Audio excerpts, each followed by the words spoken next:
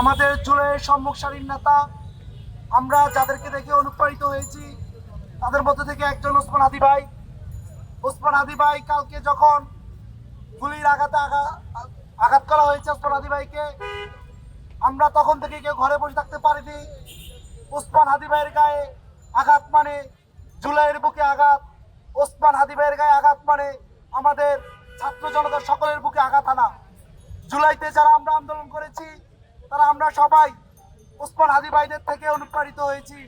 অনুপ্রাণিত হয়ে এই স্বৈরাচার সরকারকে আমরা দেশ থেকে তাড়িত করতে সফল হয়েছি।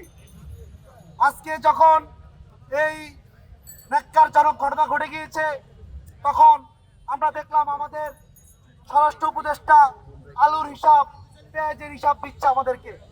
সাংবাদিক যখন ওনাকে প্রশ্ন করলো জনগণের নিরাপত্তা নিয়ে, উনি তখন হিসাব রাখছেন আলুর কেজি কত, পেঁয়াজের কেজি কত। ওনাকে কি আমরা খাদ্য উপদেষ্টা বানিয়েছি? ওনার প্রতি আমাদের ছাত্র জনতার পক্ষ থেকে লজ্জা, শেম। আপনি মহিলাদের কাপড় পরে এখনই পদত্যাগ করুন।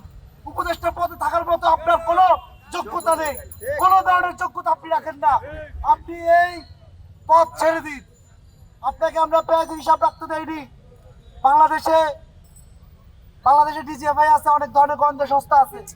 এই গোয়েন্দা সংস্থাগুলো কি জানতো না যে নির্বাচনের আগ মুহূর্তে দেশে হামলা হবে? একজন প্রার্থী যিনি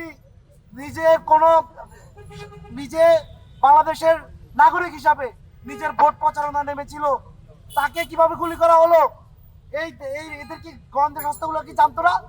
এদের কি রাখা হয়েছে কি কেন? শুধু আয়নাঘর বানানোর জন্য? তারা কি শুধু আয়নাঘর বানাবে?